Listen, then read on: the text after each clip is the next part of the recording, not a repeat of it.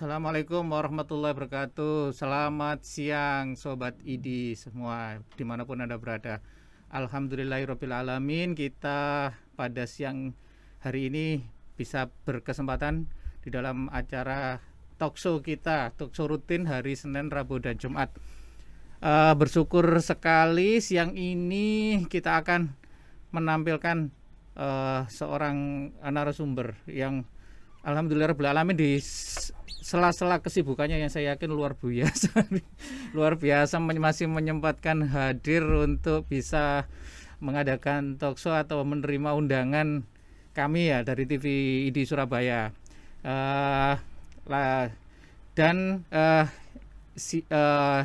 Talkshow kita di TV ID Surabaya ini akan berlangsung sekitar 1 jam ke depan, dan telah hadir bersama saya ini seorang narasumber yang kesibukannya mungkin banyak ya. Nanti mungkin saya akan kupas satu persatu ya kesibukannya ya. Dr. Rita Viverapane, spesialis kedokteran fisik dan rehabilitasi konsultan FIPP. Selamat siang Dr. Rita. Selamat siang Dr. Nur Khosin, spesialis kedokteran fisik dan rehabilitasi. Ya, terima kasih telah hadir di TV ID Surabaya, Dok, walaupun telah menyempatkan di antara sela-sela kesibukannya. Kesibukan beliau ini banyak banget ya. Untuk saat ini beliau adalah Ketua Perhimpunan Dokter Spesialis Kedokteran Fisik dan Rehabilitasi Cabang Jawa Timur. Itu baru salah satu di antara ketua-ketua yang lain. Ya, jadi mungkin dalam bincang-bincang kita kali ini mungkin sesuai dengan temanya adalah pasca stroke, bagaimana rehabilitasinya ya. Jadi tapi mungkin sebelum kita menginjak ke topik kita siang ini, mungkin saya senang sekali karena Dr. Rita menyampaikan diri hadir di sini. Jadi tapi karena telah hadir di sini, maka saya pingin banyak tahu sih sebetulnya sebelum menginjak ke topik ini, pingin banyak tahu tentang Dr. Rita itu sendiri siapa gitu loh. Nah, mungkin saya mulai dari namanya aja ya, ini ya namanya Rita Viverapane, itu kan kayak gak ada Surabayanya. Iya, betul. Mungkin maaf loh, sok tahu bukan ya, Dok? Iya, memang bukan orang Surabaya. Iya, bukan dari Surabaya. Tapi lama di Surabaya. Lama di Surabaya. Iya. Mungkin bisa sedikit diceritakan mungkin dari nama nanti sampai perjuangannya untuk menjadi seorang dokter, Dok ya. Soalnya gelarnya saya lihat tadi panjang banget. Saya kupas satu-satu mulai dari dokternya dulu nih. Iya, terima kasih.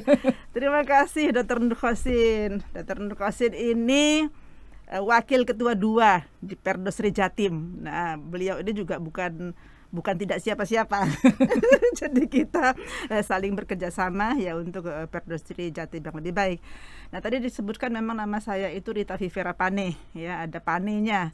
Nah, mungkin bagi yang pemirsa TV ID yang berusia seusia saya ya, itu mengenal Armin Pane, Sanusi Pane, itu sastrawan ya. Yeah. Nah, ya mereka satu fam dengan saya ya. Adapun Vivera itu nama dari Vivere Vericoloso. Nah, dulu Dokter Bayu itu ketika dia tahu nama saya, Dokter Bayu itu guru saya di ilmu kedokteran fisik dan rehabilitasi. Oh, kamu pasti lahir tahun 64-65. Iya, Dok. Gitu. Kok tahu, Dok? Iya, namamu Viverapane, begitu. Vivera itu very vericoloso. Artinya nyerempet bahaya. Aduh, saya nggak tahu kenapa orang tua saya menamai saya dengan Vivera ya, yang nyerempet bahaya. Tapi memang nama itu bukan tanpa arti. Ya, jadi hidup saya itu kalau saya trace begitu, itu always nyerempet bahaya. Sejak mulai dari remaja ya, sampai dengan sekarang begitu. Jadi nekatan. Jadi kalau misalnya saya hidup bersama-sama orang Surabaya, jadi itu fit banget Dr. NC, Dr. Nur Khosin. Karena orang Surabaya itu orang bonek ya, tapi bonek dengan pengetahuan yang ada. Jadi itu asal usul nama saya lahir tahun 64, Oktober 26. Jadi baru saja ulang tahun. Jadi itu sejarah nama saya Dr. NC. Ya. Telat ya, selamat ulang tahun telat. Thank you. Sudah kemarin ya, Dr. NC. Ya itu mungkin perjuangannya untuk menjadi dokter, Dok, itu tadi, Dok. Ya, ini saya urut dari gelarnya aja itu. Ya, jadi kemudian sejak kecil saya memang sudah suka untuk menjadi dokter. Jadi bercita-cita menjadi dokter sejak kecil. Nah, pada waktu kecil saya ingat sekali saya masih kelas 1 SD. Nah, mungkin juga yang seumur saya, para pemirsa yang ada di TV ID ya, itu pernah menikmati minuman susu bendera kaleng. Nah, di mana waktu kita membuka susu ya, itu ada kuncinya. Dan kemudian ada grenjengnya segini, dan itu saya gunakan untuk stetoskop ke adik-adik saya begitu. Jadi saya menggunakan stetoskop, grenjengnya susu bendera ya, yang ada kuncinya. Nah, kuncinya itu saya tempelkan ke adik saya. Jadi itu sejak kecil saya memang sudah bercita-cita untuk jadi dokter, dan saya rasa ternyata cita-cita itu sangat penting ditanamkan sejak kecil. Jadi mau jadi apa kita nanti, maka kita sudah membimbingnya itu sejak kecil. Berarti kalau ada anak-anak yang berkeinginan untuk jadi dokter itu harusnya malah tambah diarahkan ya, Dok, ya, dibimbing, difasilitasi ya. Nah, kemudian sampai saya akhirnya pindah dari Sumatera pada waktu itu tahun 73. Saya pindah ke Jawa tahun 73 sekitar Februari. Itu mengikuti ayah saya yang bekerja. Jadi pindah dari PN Kertas Pematang Siantar yang bangkrut ya, kemudian pindah ke PN Kertas Leces begitu. Jadi aku ini orang Leces gitu. Probolinggo Leces, Reng Medura banyak Reng Medura di sana itu begitu. Jadi cocok lagi kan ya. Saya kan latar belakangnya orang Batak ya, suaranya keras, teriak-teriak begitu kan ya. Sama orang Madura. Sama orang Madura cocok lagi. Jadi di mana-mana saya cocok begitu. Nah, hingga sampai saya SMA saya di SMA Taruna 8 SMA Taruna ya, pada waktu itu SMA Taruna itu SMA yang sangat eksklusif ya. Di situ satu kelas itu cuma 11 sampai 13 orang begitu. Jadi memang betul-betul eksklusif. Kemudian kita betul-betul digembleng di sana. Baru kemudian kita mau diarahkan kemana? Kamu mau masuk apa, Rita? Saya mau masuk FK gitu ya. Oke, kamu mau masuk apa? Nah, semuanya kalau begitu ketika saya kelas 2 SMA, kita dari Leces ke Surabaya itu ikut bimbingan. Ya, bimbingan tes. Pada waktu itu saya ikut bimbingan. Ya, Dok, ya? naik naik bis ya, bis Akas pada waktu itu dari Leces ya ke Surabaya. Tiap hari Jumat Sabtu Minggu sore kita pulang, Jumat sore kita berangkat begitu.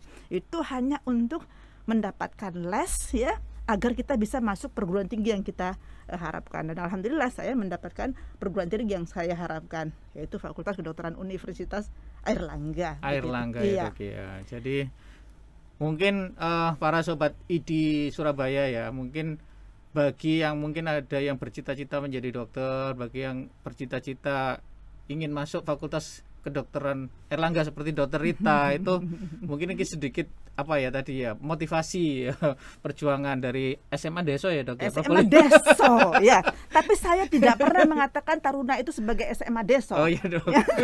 Even though dia ada di desa, tapi selalu saya tidak pernah merasa lebih kecil dengan teman-teman saya yang di Surabaya, SMA 2 Surabaya ya. Tidak. It's not me ya. Jadi aku selalu percaya diri bahwa dimanapun kita harus bisa menjadi yang terbaik begitu. Ya, jadi dan bisa bergabung menjadi alma mater FK UNER ya, Dok ya. Iya, betul. Oke, nanti setelah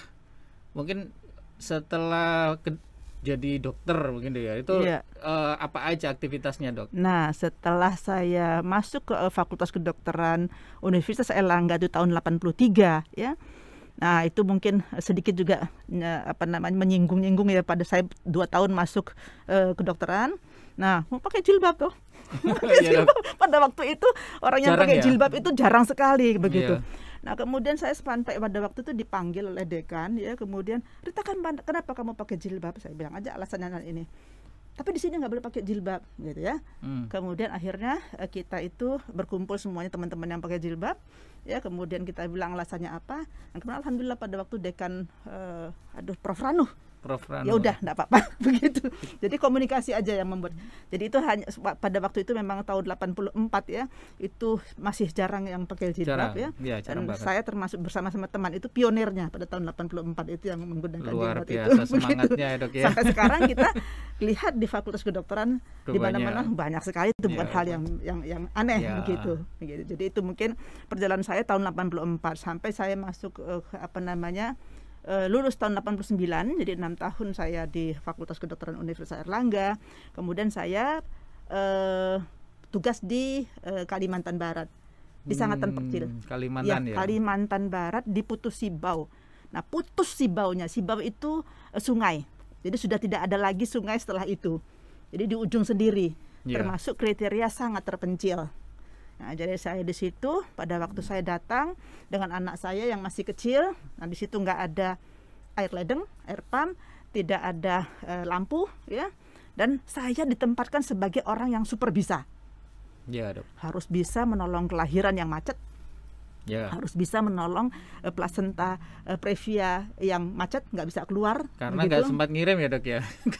Nggak mungkin kirim. Nggak mungkin Karena kirim. dari tempat saya Putus Sibau ke Pontianak waktu itu di kabupaten itu butuh perjalanan sekitar 15 jam. Itu lewat darat. Kalau lewat sungai itu sekitar 3 hari. Jadi nggak mungkin begitu. Jadi pada waktu itu saya jadi seorang dokter yang super. Luar biasa gitu. Saya banyak belajar karena keterpaksaan pada waktu itu. Berarti perjuangan itu bukan hanya dialami oleh anak-anak sekarang, tetapi kita dulu juga berjuang ya, Dok ya. Ya, perjuangannya berbeda ya. Sebelum masuk dan sesudah juga masih berjuang. Perjuangannya berbeda. Bahkan suatu saat saya itu dipanggil malam hari jam 1 malam ya, karena ada ibu yang melahirkan tapi dia tidak bisa keluar begitu. Saya hanya berdoa, ya Allah tolonglah saya ya untuk bisa menolong ibu itu begitu. Dan kemudian kalau perlu aku bayar berapapun ya Allah, aku tak infakkan berapa agar aku dibantu untuk memberi kemudahan begitu. Dan saya pergi ke sana melalui jalan sungai ya. Dan sampai di sungai besar, sungainya meluap. Sepeda motor kita bagaimana ini begitu. Karena saya naik sepeda motor dengan suami pada waktu itu ya. Akhirnya sepeda motor kita junjung. Jadi kita jalan, sepeda motornya diangkat sampai ke rumah orangnya. Kemudian kita bantu, alhamdulillah dipermudah sama Allah pada waktu itu menolong persalinan dengan selamat ya. Dan kita pulang kembali naik sepeda motor lagi. Pada jam 3 malam atau 4 malam kedengaran suara kiri kanan itu. Tapi untungnya suaminya dokter juga ya. Iya, begitu. Jadi ada partner yang saling mensupport. Tapi selalu ada apa ya, Dok ya, hikmah di balik. Jadi yang Maha Kuasa itu pasti sudah mengatur semuanya sesuatu itu. Kita itu dengan yang terbaik. Nah, ini menginjak gelar yang kedua ini ya. Tadi gelar dokternya sudah. Ini gelar yang kedua adalah SPKFR. Jadi kemudian, itu kedokteran fisik dan rehabilitasi. Mungkin banyak orang yang ya mungkin di antara medis dan paramedis sendiri ada beberapa yang masih belum ya. Itu kenapa Dokter Rita memutuskan untuk mengambil spesialis rehabilitasi medik atau sekarang ini kedokteran fisik dan rehabilitasi? Monggo Dokter Rita. Jadi pertanyaan yang sangat luar biasa begitu ya. Karena even itu pada waktu itu ya saya tidak mengenal spesialis kedokteran fisik dan rehabilitasi yang waktu itu masih spesialis rehabilitasi medik ya. Apa itu begitu. Tapi suami saya menyarankan kamu masuk sana. Aku nggak sekolah udah, aku bilang begitu. Kamu harus sekolah. Kalau nggak sekolah kamu nanti cemburu terus sama aku. Karena saya sekolah. Kemudian ketika waktu itu Dokter Fatur ya, saya diwawancara Dokter Fatur. Dokter Rita, kenapa kalau mau masuk SPKFR begitu ya, SPRM begitu waktu itu saya bilang cerita bahwa masa depan daripada rehabilitasi medik itu luar biasa bagusnya. Karena usia usia manusia kita, ekspektasi usia kita itu makin banyak ya, akan lebih banyak nanti penyakit-penyakit degeneratif. Pada waktu saya katakan, oh iya betul kamu katanya gitu. Kamu nggak takut kamu di sini nanti dalam tanda petik nggak dapat apa-apa? Nggak takut gitu. Karena apa? Karena rezeki itu Allah yang menentukan begitu. Dan kemudian Dokter Bayu juga pernah tanya saya, Dokter Rita, saya cerita Dokter Bayu, Dokter Rahman, karena semuanya guru-guru saya ya, guru-guru saya yang luar biasa memotivasi saya ya. kamu cita-citamu apa dokter Rita di SPKFR? Saya ingat sekali. Saya apa ya dok ya? Saya kepingin dengan SPKFR saya ini bikin orang lebih hidup lebih hidup. Saya bilang begitu ya. Kayak tagline rokok ya itu. Iya. Tapi nggak boleh iklan bahwa rokok. Tapi itu bikin hidup lebih hidup. Iya, karena apa?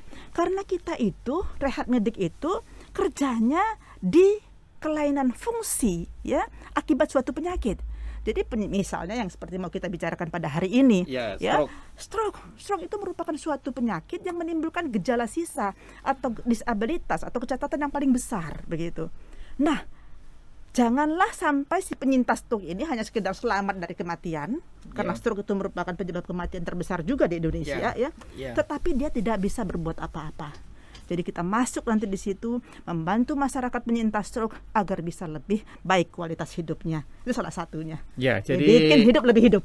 Concern di gangguan fungsi ya dok ya. Ya, jadi concern pada gangguan fungsi. Agar supaya manusia bisa berfungsi dengan optimal, mempunyai kualitas hidup yang baik. Itu kira-kira gitu rehab itu ya. Betul. Jadi kualitas hidup yang kita sasar yang lebih baik ya. Oke, sekarang ini yang gelar yang berikutnya ini ya, mungkin sudah nyerempet ke topik ini. Iya. Konsultannya ini neuromuskular ya. Neuromuskular itu saraf dan otot yang disarafinya atau saraf dan otot yang dirawatnya. Jadi ini sudah mengarah ke topik kita ini ya. Iya. Jadi kenapa kita hadirkan Dr. Rita Viverapane, karena memang dia expertise di bidang ini neuromuskular rehab ya. Jadi sesuai dengan topik kita adalah stroke, pasca stroke dan bagaimana rehabilitasi penata laksanaannya. Mungkin kita langsung aja ya dok ya tentang bagaimana ini, langsung ke topik aja ini tentang stroke di mata spesialis rehab itu bagaimana dok? Iya, terima kasih. Jadi untuk konsultan saya, betul saya konsultan neuromuskular ya. Terima kasih sekali lagi kepada Kolegium IKFRI yang telah memberi kesempatan saya untuk bisa lebih mendalami neuromuskular ini ya. Karena memang pada waktu itu kita pengajar, saya salah satu pengajar di di IKFRI Surabaya ya.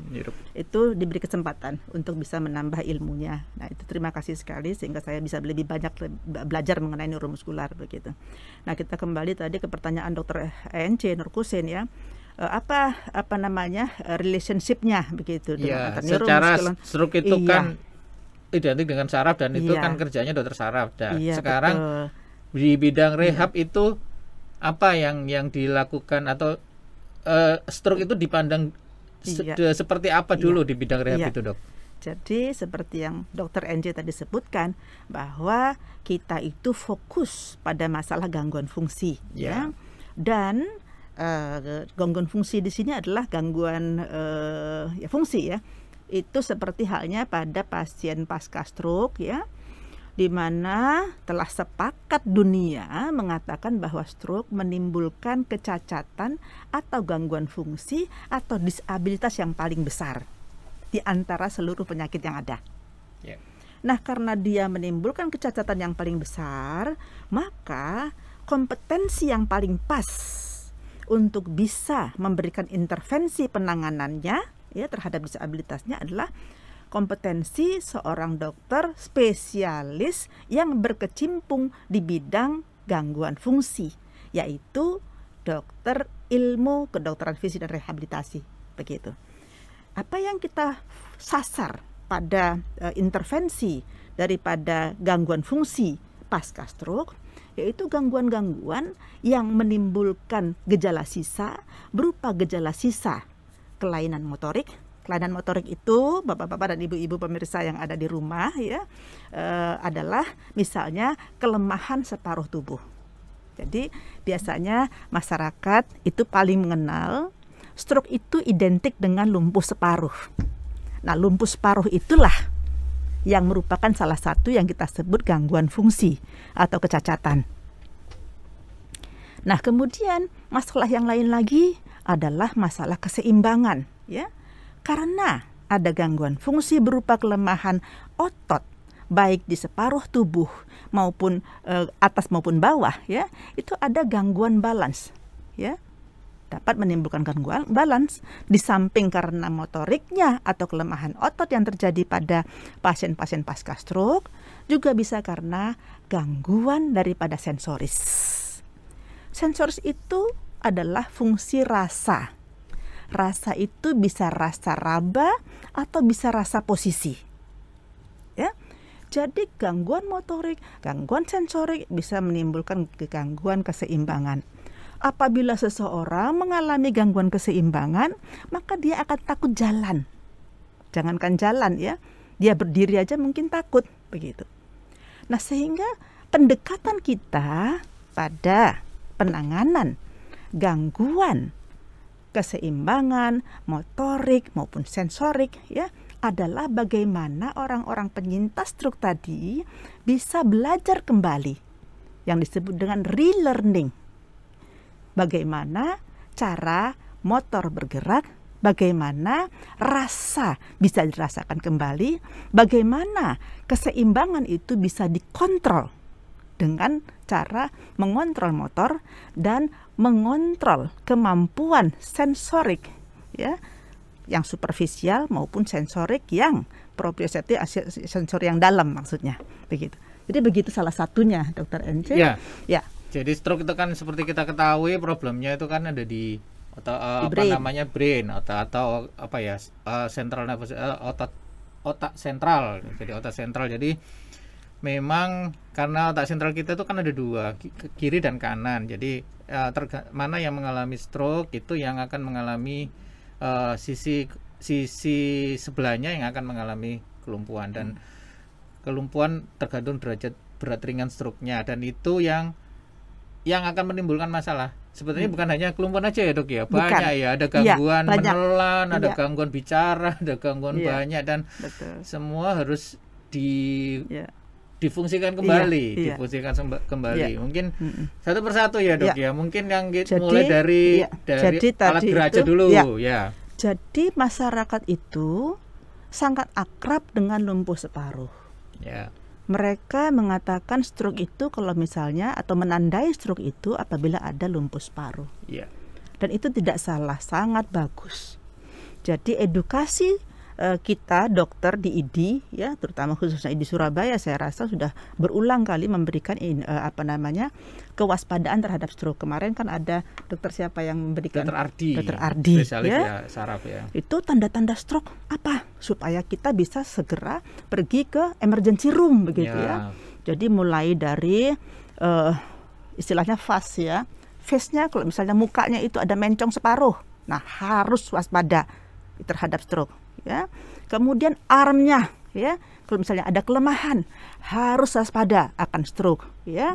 Kemudian S-nya, nah, jadi S-nya speech-nya itu biasanya ngomong, dysarthria atau pelo, ya, harus waspada terhadap stroke, begitu. Nah, T-nya time atau waktu, harus segera pergi ke emergency room. Karena apa? Karena stroke is emergency. Stroke itu adalah kondisi gawat darurat, yang mana apabila dia itu mendapatkan pertolongan yang cepat, ya, maka sequelenya nggak perlu terlalu banyak, begitu, Dokter NC. Ya. Nah, saya rasa kemarin sangat pas ini. Kemarin berbicara mengenai stroke, ya, waspada terhadap stroke. Sekarang kita berbicara mengenai disabilitasnya, begitu. Ya. Jadi fast itu ada tambahan lagi, ada yang mengatakan ditambah B fast. Di mana B-nya itu apabila ada gangguan balance, ya, B-nya, kemudian ada gangguan penglihatan, ya, B fast, segera pergi ke emergency room, begitu. Fungsi B fast ini, ya, pengenalan pada B fast ini sangat-sangat penting agar sequelenya tidak terlalu berat, begitu. Karena esensi daripada penyakit stroke itu adalah kelainan pembuluh darah di otak. Jadi pembuluh darahnya mengalami bleeding atau perdarahan atau mengalami sumbatan, sehingga oksigen yang merupakan makanan daripada otak itu terganggu. Nah, apabila, ya, makanan yang terganggu itu di sebelah kiri, ya, maka kelemahan yang terjadi itu di sebelah kanan, ya. Sedangkan apabila kelemahannya di kanan, maka sequelae-nya atau stroke-nya, ya, pendarahan maupun penyumbatan, istilah orang awam, ya, terjadi di sebelah kanan, maka dampak yang terjadi adalah pada anggota gerak sebelah kiri, begitu. Nah, itu tidak selalu juga begitu, ya. Tergantung dia di hemisfer atau di batang otaknya. Kalau dia di pons di batang otaknya, ya, di pons itu mungkin, ya, kalau tidak terlalu luas ponsnya terkena, anggota geraknya akan oke, no problem, begitu. Mungkin saraf-saraf mukanya yang banyak terkena, misalnya matanya, ya, kemudian mukanya nggak bisa simetris, ya, bicaranya pelo, begitu dan sebagainya. Jadi itu Dokter NC. Dan itu semua mengganggu fungsinya ya, Dok, ya. Nanti akan mengganggu fungsi. Dan kemudian itu harus dikembalikan oleh melalui penata laksanaan rehabilitasi yang betul, yang baik. Ya. Jadi pesan saya kepada pemirsa TVI di Surabaya, ya, jadi be aware dengan stroke. Apabila ada tanda-tanda BIFAS tadi, maka segera ke emergency room. Karena kecepatan kita untuk mendapatkan pelayanan, ya, untuk menyelamatkan otak, ya, karena otak itu adalah sangat mudah untuk mengalami kerusakan apabila dia kekurangan oksigen, ya, maka kita harapkan nanti sequelae-nya akan berkurang. Jadi preventif harus lebih baik daripada kuratif.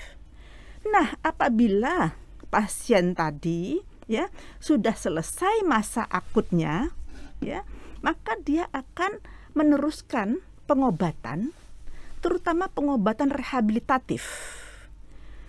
Pengobatan rehabilitatif di sini berguna untuk merangsang neuroplastisitas. Apa itu neuroplastisitas? Neuroplastisitas itu adalah kemampuan, ya, sel-sel otak itu untuk bisa beradaptasi, ya, untuk bisa kembali normal atau mendekati normal, sehingga nanti fungsinya juga akan lebih baik, begitu. Jadi pada fase subakut, setelah fase akut di rumah sakit, ini adalah golden period untuk menyembuhkan kembali kondisi di otak. Saya salah ya, Dok, ya. Mungkin fase akut dan fase subakut itu mungkin bisa lebih dikonkretkan gitu ya, Dok, ya. Jadi pada fase yang dimaksud dengan fase akut adalah fase ketika seseorang itu terkena stroke. Jebret, kena stroke, kemudian ke emergency room, kemudian dia ke rawat inap, ya, sampai nanti hemodinamik maupun neurologisnya stabil. Apabila sudah stabil, dia pasti masuk ke subakut. Dan dia umumnya dipulangkan, di KRS kan. Dan fase akut ini biasanya sekitar 2 minggu paling lama. Kadang-kadang 1 minggu tergantung ke tingkat keparahannya. Ya. Dipulangkan ke rumah, begitu. Nah, setelah dia pulang ke rumah, maka dia mengikuti perawatan berikutnya, yaitu perawatan rawat jalan, Dokter NC, selama dia awal dari subakut sampai 6 bulan. Walaupun tidak fix 6 bulan, begitu. Ya. Apa yang dilakukan spesialis ilmu kedokteran fisik dan rehabilitasi selama fase akut adalah mengembalikan, ya, kemampuan fungsi semaksimal mungkin seperti sebelum sakit, kalau bisa. Subakut, Dok? Apa? Di subakut, ya? Ya. Nah, tujuan yang kedua adalah meminimalkan sequelae kalau fungsinya tidak bisa kembali seperti normal. Fungsi yang ketiga adalah memaksimalkan apa yang sudah dia capai, ya, dari fase subakut tersebut. Begitu tujuannya, fase-fasenya. Ya, jadi semakin awal di bidang rehabilitasi ikut merawat itu semakin bagus hasilnya. Jadi bahkan mempersiapkan ya, Dok, ya, di awal-awal itu ya mempersiapkan mungkin, dan untuk selanjutnya mungkin lebih semakin ke arah definitif gitu maksudnya, Dok, betul. ya. Okay. Jadi bahkan kita masuk pada pada waktu akut di rumah sakit, ya, kita merawat pasien stroke supaya apa? Supaya tidak terjadi komplikasi imobilisasi lama, supaya tidak terjadi komplikasi, ya, yang lebih berat, ya, akibat stroke-nya, begitu. Nah, tadi ini kebetulan saya punya pasien usianya 28 tahun. Muda ya, 20 tahun, 28 tahun kena stroke. Saya lihat apa komorbidnya. Usia dia udah nggak cocok kena stroke. Mungkinkah dia perdarahan karena ada kelainan di arteri di otaknya? Tidak ada. Tidak hipertensi, tidak diabetes, tidak kolesterol. Masih 28 tahun. Saya berpikir, oh ini pasti minum. Nah, kemudian saya anamnesa, Mas, kamu suka minum ya? Iya dok, saya suka minum. Jadi sekarang saya menemukan mungkin ada 5 atau 6 orang anak muda usia 28 tahun, pernah usia 29 tahun, ada 26 tahun, 24 tahun pun pernah, paling muda ya, itu terkena stroke. Karena apa? Karena minum alkohol. Oh, saya kira minum air putih dok. Oh, minum alkohol. Gitu. Saya tanyakan pekerjaanmu apa? IT dok, di IT. Jadi tapi bukan pekerjaannya yang maksud saya. Ternyata setelah saya sebagai dokter rehab ya, kita kan harus tahu juga mengapa dia ini develop stroke begitu. Ternyata saya lihat dia adalah produk daripada broken home ya.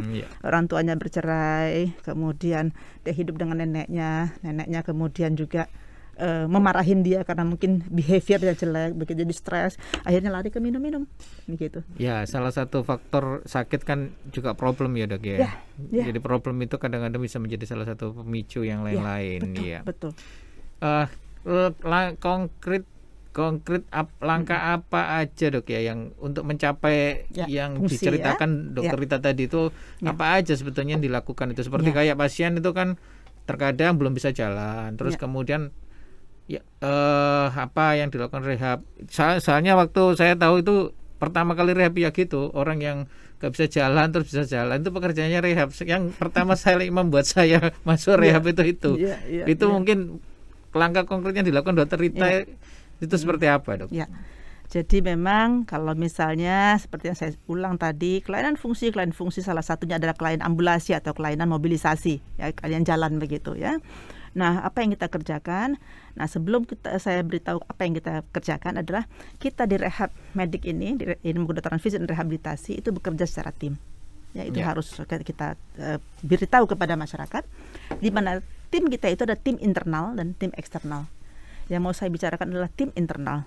Tim internal kita adalah terdiri D3 atau D4 fisioterapi, ya, kemudian D3 occupational therapy, kemudian ada D3 speech therapy, ada ortotis dan prostetis D3 begitu.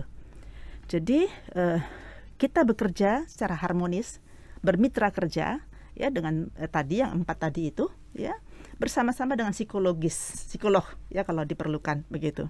Karena hampir semua orang yang mengalami disfungsi, apalagi disfungsi karena stroke ini pasti stressful ya. Dari yang biasa bisa angkat tangannya kemudian nggak bisa angkat tangannya, saya bisa membayangkan betapa stressfulnya begitu ya.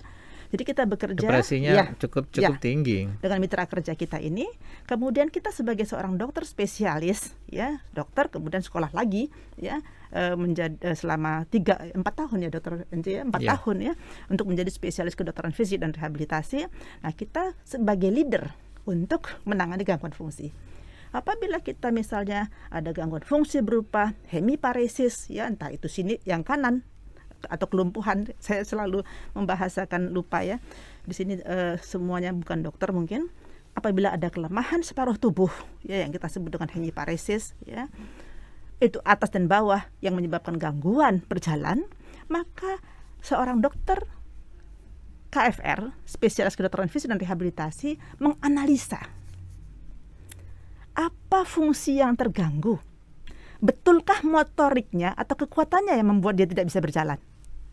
Karena dokter NC, ada gangguan saya keseimbangan juga. Punya pasien dengan kekuatan ototnya itu normal, ya mendekati normal, kekuatan tangannya normal, tapi dia nggak bisa jalan, begitu. Nah, kita sebagai dokter fisik, kedokteran fisik dan rehabilitasi menganalisa why harusnya dia bisa jalan. Nah, kita periksa lagi yang lain. Bagaimana sensorisnya? Nah, setelah diperiksa sensorisnya, kanan terasa, kiri terasa. Tapi ketika dua-duanya saya raba, dia tidak merasakan satu sisi tubuhnya ya ada rabaan. Inilah yang menyebabkan pasien tidak bisa atau ragu-ragu untuk berjalan. Karena ketika dia melangkahkan kedua kakinya, dia merasa satu kakinya saja yang melangkah, sedangkan satu kakinya dia tidak merasakan, sehingga dia akan jatuh. Begitu. Dan itu kalau memaksa jalan, kadang-kadang jalannya menjadi gak karu-karuan itu ya. Jadi fungsi seorang dokter fisik dan rehabilitasi itu adalah menganalisa kenapa terjadi gangguan fungsi. Nah, setelah kita analisa, baru kita komunikasikan dengan mitra kerja kita. Ini permasalahannya seperti ini, ya, bisa dengan fisioterapis atau bisa juga dengan okupasional terapis, dan kita minta coba ini dilatih. Misalnya dengan okupasional terapis, coba sensoris integrasinya, ya, kita bangkitkan kembali. Baik itu yang di superficial maupun yang di sendi-sendinya. Kemudian kita minta kepada mitra kerja kita fisioterapi, ayo kita latih dia jalan, ya, agar dia berani, begitu. Jadi begitu cara kerjanya itu kurang lebih. Misalnya pada kondisi kesulitan berjalan. Tidak hanya, ya, tadi saya katakan ada kelainan sensoris, ya, pada salah satu sisi tubuhnya. Kadang-kadang mood dikarenakan dia itu depresi juga membuat pasien tidak bisa jalan. Padahal mestinya sudah bisa jalan ya dok ya, karena depresinya itu yang diem, akhirnya nggak mau jalan. Mungkin dokternya mengatakan, ya, jangan malas Pak, ayo semangat Pak. Dia bukan karena malas, tapi karena dia stres, depresi, ya, sehingga tidak punya drive untuk memulai suatu pekerjaan. Ini pekerjaan siapa yang menganalisa ini? Pekerjaan spesialis kedokteran fisik dan rehabilitasi. Tidak hanya sekedar misalnya pro latihan jalan. Gak seperti itu. Problem jalan itu sendiri juga banyak ya dok ya. Makanya dokter NC sekolahnya lama juga. Begitu. Ya, kalau misalnya sekedar ini pasien nggak bisa jalan, tolong dijalankan. Itu sih nggak perlu sekolah spesialis begitu. Ya, jadi analisa, ya. Stroke kan karena ya namanya pusat otak ya, pusat saraf ya, saraf pusat ya. Jadi kan dia mengontrol banyak hal. Jadi dan yang dikontrol banyak hal, terutama sisi yang terkena. Terus kemudian juga kalau ada sisi-sisi dominan yang terkena, bukan hanya sekedar motor, kadang-kadang juga function yang lain ya Pak. Fungsi luhur, fungsi luhur juga terganggu. Jadi dan itu juga mengganggu fungsinya dia sebagai manusia. Jadi itu yang mungkin banyak digarap ya dokter Rita ya. Ada pengalaman lain nggak yang tentang pasien-pasien dengan gangguan fungsi luhur ya? Tadi yang paling sering dikenal oleh masyarakat itu adalah gangguan motorik atau lumpuh paruh. Nah, sering abai masyarakat karena memang ketidakmengertiannya, ada fungsi kognitif yang terganggu. Apa itu fungsi kognitif? Fungsi untuk analisis, ya, fungsi untuk bicara itu juga termasuk salah satu komponen fungsi kognitif, dan adjustment, ya, itu juga termasuk salah satu fungsi kognitif. Saya mau cerita lagi nih dokter Ece, ya. Monggo dok. Saya punya pasien seorang dosen di salah satu perguruan tinggi ternama di Surabaya. Nah, sudah tahulah di mana ternama itu kan UNER ya kan ya. Dia everything bisa, jalan bisa, bicara bisa, ya. Tapi ketika kita tes, ya, pada waktu itu saya ngetes kemampuan dia berhitung. Dia tuh sampai kaget, loh, saya kok nggak bisa berhitung ya dokter Rita. Jadi dia tidak sadar bahwa ada salah satu komponen kognitifnya, ya, yang terganggu. Nah, kita di KFR, Kedokteran Fisik dan Rehabilitasi, itu mengevaluasi semua itu. Jadi, apalagi dia seorang dosen, seorang profesor, tapi dia tidak bisa kalkulasi, bahkan dia tidak bisa menulis kembali dengan bagus, walaupun ininya itu relatif normal, functional, ya. Tapi dia tidak bisa menulis dengan bagus begitu. Nah, kita lakukan analisa sekali lagi, ya, dan kemudian kita tentukan nanti manajemennya. Pada pasien tadi, yang tadi seprofesor, ya, di salah satu perguruan tinggi ternama di Surabaya, akhirnya dia bisa telah mendapatkan kognisi terapi kognitif, ya. Kita bekerja lagi dengan mitra kerja kita dengan okupasi terapi, ya, dan kemudian kita mendapatkan dia sekarang kembali menjadi seorang dosen, dan yang penting itu bisa tanda tangan kembali, Dr. NC. Ya, istilahnya mengembalikan fungsinya, mengembalikan sampai kemampuan bekerja, bahasa kerennya return to work. Iya. Dan ini sekarang ini kayak apa ya, istilah-istilah yang banyak digaungkan ya, return to work itu ya. Return to work, iya.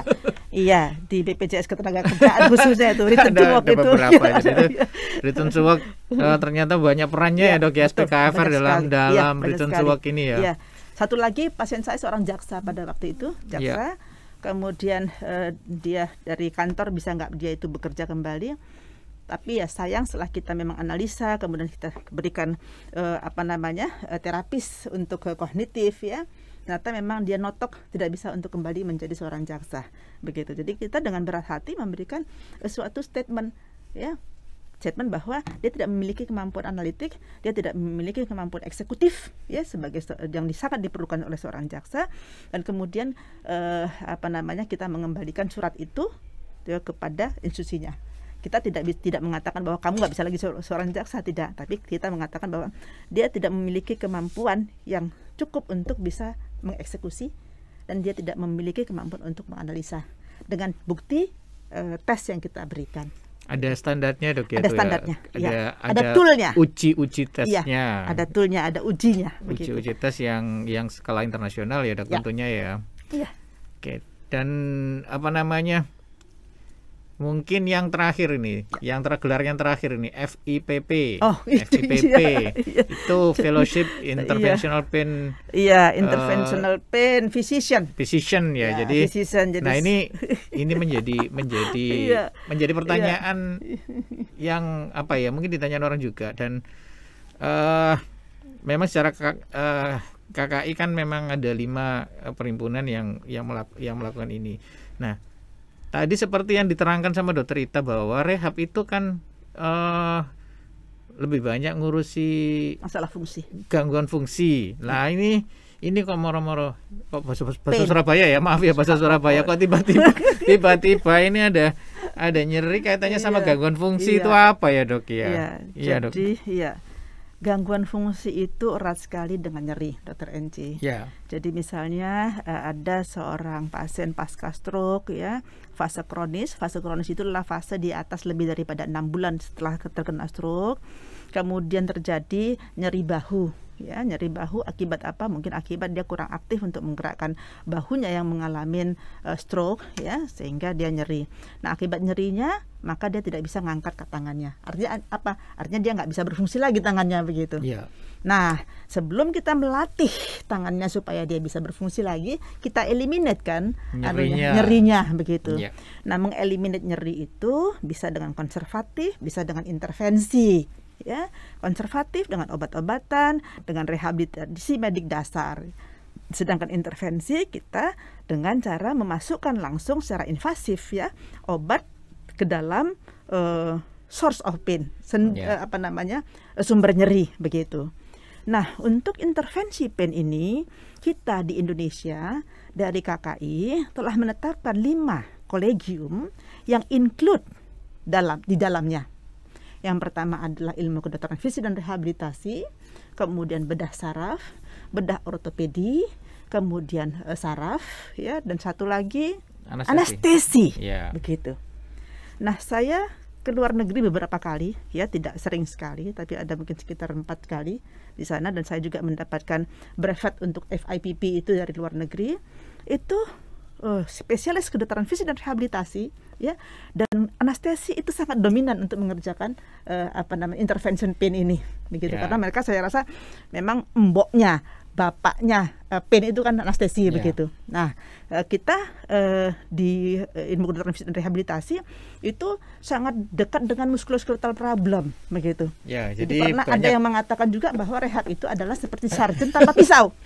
Jadi banyak gangguan fungsi yang diakibatkan oleh nyeri. Seperti ada tetangga saya itu, hanya karena lututnya sakit dia sholatnya jadi nggak bisa khusyuk. Berarti kan dia fungsi sebagai human spiritualnya terganggu, dan ternyata memang penata laksana nyerinya itu penting, dan nggak salah juga kalau rehab itu memang core di situ ya dok, karena itu juga mengganggu fungsi. Iya. Iya itu mungkin apa namanya, jadi dan stroke juga seberapa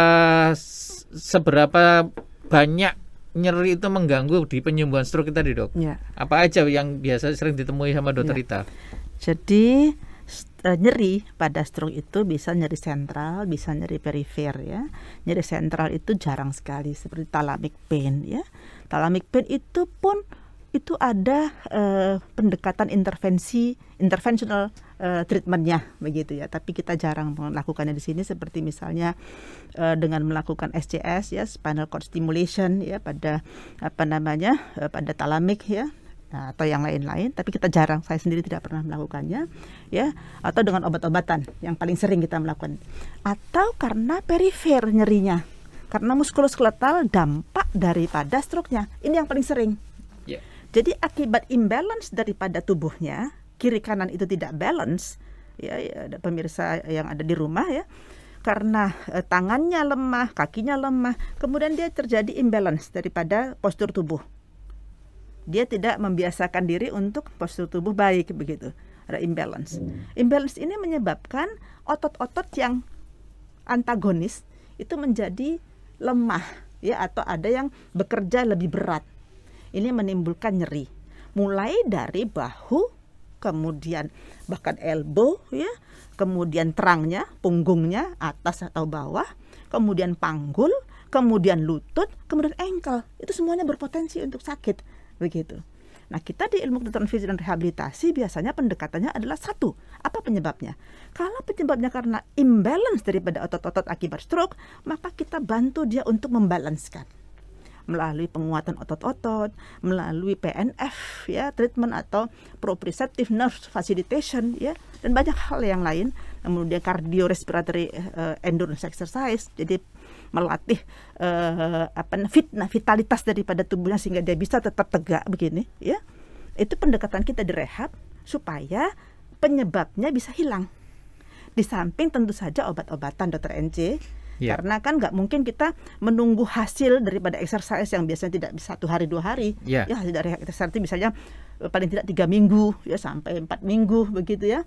Nah, sementara itu kita memberikan obat-obatan. Ya, ini yang dari tadi sangat-sangat sering saya dengar ya, tadi dari penjelasan Dr. Rita itu ada latihan, ada exercise, ada melatih. Kan kata-katanya sama ya, latihan, exercise, melatih. Seberapa apa ya? Kalian pernah dengar juga exercise is medicine. Dan di dalam bidang rehab itu exercise itu di bidang Dr. Rita itu exercise itu seperti apa? Seperti apa penggunaan exercise di bidangnya Dr. Rita itu seperti apa? Ini mungkin kalau untuk stroke tadi sudah banyak dijelasin ya dengan exercise. Sedangkan untuk bidang-bidang rehab yang lain kaitannya mungkin sama gangguan fungsi dan sebagainya, mungkin Dr. Rita bisa lebih menerangkan. Jadi exercise itu bisa exercise brain ya, otaknya. Untuk stroke ya. Ya, untuk stroke ya. Atau exercise untuk muskuloskeletal ya. Yang paling banyak sebenarnya exercise muskuloskeletal ya. Jadi misalnya pasca operasi fraktur daripada humeri ya, kemudian terjadi kelemahan daripada otot-otot pergelangan tangan yang seharusnya bisa begini, tidak bisa begini, cuma begini begitu, nggak bisa gini Dr. NC karena dia frakturnya di sini ya, ada patah tulang di sini menyebabkan ada saraf yang terganggu di situ. Nah, kita harus bagaimana caranya mengembalikan dia bisa posisi pergelangan tangan seperti ini ya, bisa lurus kembali, bisa mengambil sesuatu dan kemudian mendekatkan ke tubuhnya begitu. Nah, itulah kerja kita. Bisa dengan cara exercise ya, exercise terhadap otot-otot yang kita analisa lagi ya, mana yang perlu dilakukan latihan. Dan kemudian kalau misalnya diperlukan, kita memakai alat bantu ortotik namanya. Ya, seperti ada misalnya panduan alat juga ada ya, kalau nggak salah di bidang rehab itu ya dok ya. Ya, jadi misalnya dia nggak bisa seperti ini ya, maka kita membantu dia untuk bisa menggunakan alat sehingga tangannya, pergelangan tangannya bisa seperti ini. Karena dia tangan-tangannya bisa begini, begitu. Cuma pergelangan tangannya dia nggak bisa begini. Kita bantu dia menggunakan alat yang disebut dengan cock up splint. Itu salah satu aja. Atau misalnya lutut, ya. karena ada nyeri lutut akibat segala macam hal, bisa karena imbalance, bisa karena obesitas, ya. Selain obat-obatan dan modalitas yang kita miliki di ilmu kedokteran fisik dan rehabilitasi, entah itu laser, SWT, USD, mungkin para pemirsa sudah pernah mendapatkan layanan yang familiar dengan rehab ya. Juga menggunakan alatan ortotik, ya, yaitu misalnya brace, ya. Ada dokter NC itu yang indikasi operasi sudah, tapi karena takut nggak mau operasi, sudah ada deformitas daripada lututnya, ya, dan itu harus operasi menurut saya, ya, bukan menurut saya, menurut teorinya begitu, ya. Dan kemudian dia sudah dikirimkan juga ke ortopedi, ini harus operasi, tapi dia menolak. Nah, kita harus memberikan brace di lututnya, yaitu bagaimana lututnya tidak terlalu berat pada sisi salah satu yang mengalami deformitas. Begitu. Iya. Jadi peran exercise atau latihan itu sebenarnya di rehab sangat besar, ya, Dok, ya. Core. Ya? Jadi dan itu saya lihat itu ada beberapa pasien juga mesti ada indikasi PR latihan gitu, ya, Dok, ya. Iya. Itu yang harus dikerjakan sebagai upaya pasien-pasien itu mempercepat hasil goal yang hendak dicapai. Iya. Mungkin pemirsa itu tak terasa ya, waktu sudah berlalu, ya, waktu 1 jam nggak kerasa. Kalau ngobrol sama Dr. Rita ini udah nggak terasa ini waktu ujungnya. Jadi ya. Nah, mungkin terakhir bisa saya simpulkan bahwa memang stroke itu adalah problem yang ada di saraf-saraf sentral atau pusat otak, dan problem itu memberikan problem pada anggota gerak, memberikan problem pada fungsi luhur, memberi gangguan pada fungsi menelan dan lain sebagainya. Dan tentunya semua problem-problem itu akan mengganggu fungsi manusia sebagai manusia yang seutuhnya, di mana fungsi manusia kita harus memiliki kualitas hidup yang baik dengan berfungsi menjalankan semua fungsi kita dengan baik. Nah, fungsi rehab diantaranya adalah mengembalikan semua gangguan fungsi yang terjadi akibat dari problem stroke yang dialami oleh seseorang. Dan tadi sudah banyak dibahas oleh Dr. Rita, ya, tahapannya banyak dan persiapannya juga mulai dari fase akut ketika serangan, ya, untuk persiapan, dan definitifnya setelah pasca subakut dan rawat jalan. Nah, mungkin itu aja kesimpulan dari talkshow kita siang ini. Terima kasih banyak Sobat ID telah menyaksikan talkshow siang ini. Sampai jumpa di talkshow berikutnya. Terima kasih. Terima kasih. Sampai jumpa. Selalu sehat. Ya. Tetap prokes.